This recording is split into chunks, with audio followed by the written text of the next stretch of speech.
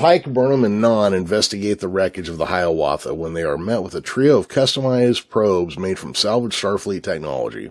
Yeah, man, and this introduces one of my favorite characters on the show, Commander Jett Reno. Yeah, okay, so the comedian / actress, Tig Notaro, is great, and this is a great character they have her playing. Yeah, she doesn't come on like every episode, but she's definitely even still reoccurring, I believe, even in the season 4. But yeah, whenever she's on the screen, I just like the dry, sarcastic humor that she has. It's so great. I remember when Jon Stewart was getting ready to leave the Daily Show, she was one of the names that was put out there as a possible replacement. The other thing I like about this character, has a very, very like old school sci-fi name, Jett Reno.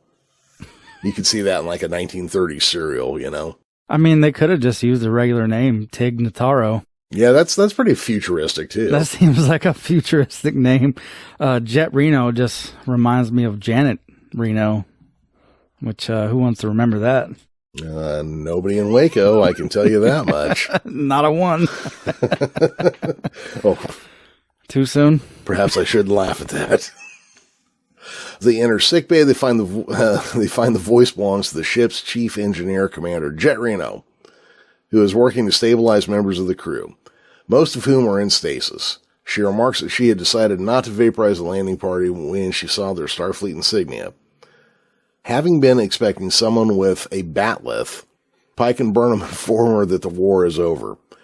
Reno explains that they had been en route to Starbase 36 when they were attacked, and that most of the war wounded were evacuated in escape pods before the crash.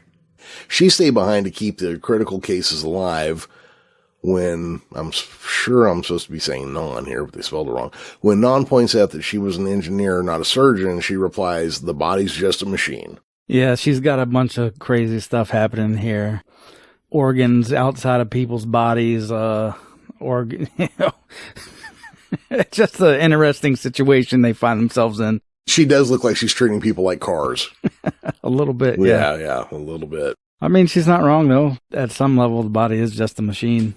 No, the body is a machine. I mean, it's just hydraulics and electrical signals when you look at it,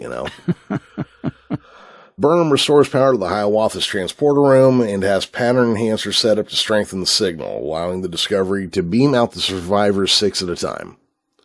Forced to keep the shields down to transport the survivors, Saru orders evasive maneuvers even as the ship takes impact from the debris. As Pike, Non, Reno, and the last survivors prepare to beam out, the transporter loses power. Burnham is able to reroute, but is knocked aside by an explosion just as the others beam out. Forced to navigate through the exploding vessel, Burnham returns to the outside just as she is knocked out by a flying piece of debris.